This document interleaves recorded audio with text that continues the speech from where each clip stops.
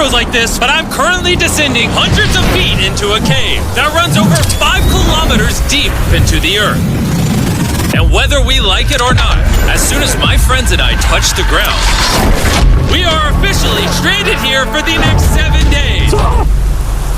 That might have been the scariest thing I've ever done. First things first, we gotta get really far away from where we rappelled down. Why? If it storms, this entire area could flash flood, fill up like an ocean, and potentially drown us all. Which is why we're going deep into the cave to set up base camp. Bro, this is just wicked. Dude, this is like a different world. This cave entrance may be beautiful, but looks can be deceiving. We didn't know it yet, but the next 7 days will by far be the hardest of our entire lives.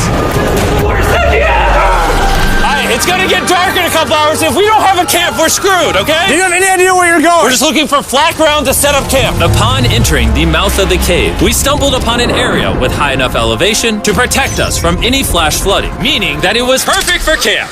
Perfect is a crazy word. Good enough is what I would use. Good enough for camp. We spent the rest of day one grabbing our supplies that we were dropped with. Each one of these bags weighs like 80 pounds. And as you can see by the footage, we spent around 4 hours. This is very hard to traverse. Getting all of it back up to our base camp. All right, we've got some lights on in here. Our supplies are finally at our home base. And if you point the camera over there, you'll see it's pitch black. It took all day. And so we set up the bare minimum for camping grounds. We drilled holes to hang up some ropes. Grab these, pull yourself up. Looks like the ropes will be able to support hammocks. And with the help of our survival guide, Joel, we hung our hammocks. This thin rope is what holds up my hammock. Yep. Ate some dinner and prepared for a very cold night one. Not gonna lie, this hammock is way more comfortable than I thought it would be. Hey. Oh, God. Why is my head so big, bro? This part of the cave is 2.5 kilometers deep, and we're basically camping at the entrance. Tomorrow, we have a lot of exploring. How'd you guys sleep? Horribly. I didn't. It's a very perplexing environment. The cave's constantly dripping water on us from above, so we put a tarp over us. But even still, the water's dripping into our hammocks. I have an idea. Let's make our shelter actually good. I say we connect these tarps so we stay dry while we're sleeping. That's literally genius. I'm not just a YouTuber, okay? My hammock gets out right here. Are we serious right now? This is where I just got out of bed. And we didn't realize it at the time, but this hole is almost 40 feet deep. So while Sean and I got started on the super tarp, Mac and Carl went to see how dangerous this hole was for themselves. Do you see my hammock up there? That is where I slept. Now look at this. And because everything looks the same, and it's probably pretty hard to follow us in this cave, on this map, you can see our home base and how far they're moving away from it. All right, Mac. It's been real, bro. Oh, bro, this is crazy. Well, the boys are randomly exploring. Me and Sean actually have to work on the camp. Why is there a sleeping bag over here? Because it smelled like pee. Ew. Lesson number 1, don't rent your sleeping bags. Why did we rent sleeping bags? Why did we not just buy sleeping bags? We're zip tying the tarps together to create one mega tarp. Don't mind me just trusting this rope with my life. And meanwhile, Mac and Carl were still in a hole. Oh my God, Mac. And eventually, they finally made it to the bottom. Hey! We're supposed to be working on camp. We just wanted to show how dangerous camp was. Just don't fall. It's a skill issue. Oh, okay. And even though they should have been on their way back, Carl and Mac insisted on seeing how deep they could go. Bro, this just looks so crazy. You think you could make it through the river?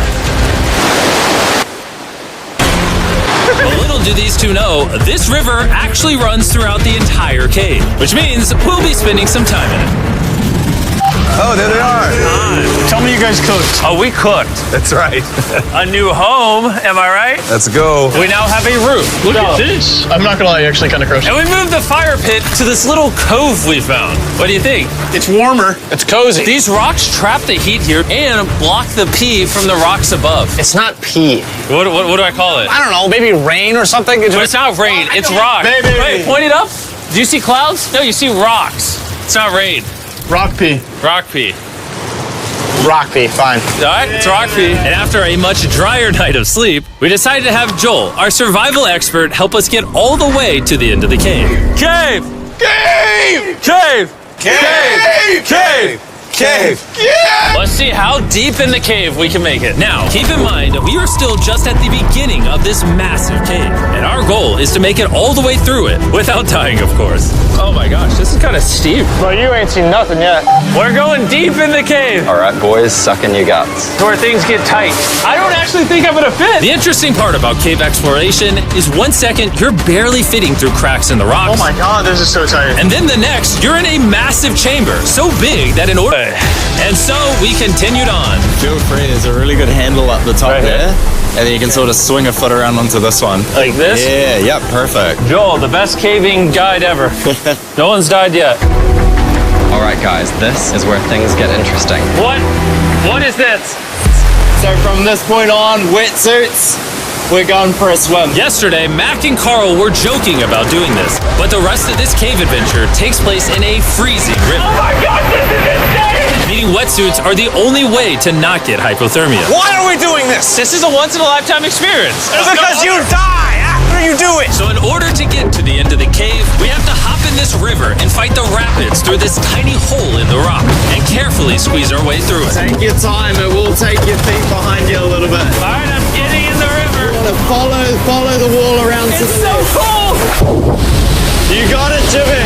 I don't know if I fit. Jimmy, I need you to pull yourself up out of the water. Oh my God. What's crazy about doing this It's so cold. is when you're completely submerged in freezing cold water, gripping onto the rocks becomes incredibly hard. Oh my gosh, that was crazy. Mac, Carl, let's go. You got this. Keep going. Look how crazy this is, dude. And even though this obstacle was difficult, it's nothing compared to what's up ahead. Hey, boys, we're now 10% done. Which means we've only scratched the surface of this expedition, and we still have over 2 kilometers remaining to reach the end. As you can see, it rains in this cave 24/7. So I'm making a chill spot for us to hang out in and not get wet. I wonder what it would look like if I wasn't here to build all this. Pretty sure they'd just be sleeping in a pile on a wet rock. Why don't we keep moving now that the bodies are wet? You got it! Temperatures are going to drop quickly. Why is this so difficult?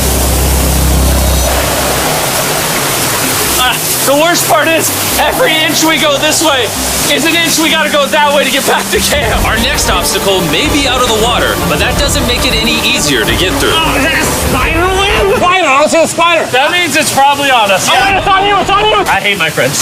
This cave is like a Mr. Beast video. The further you go, the harder it gets. Just straight up, if we didn't have Joel,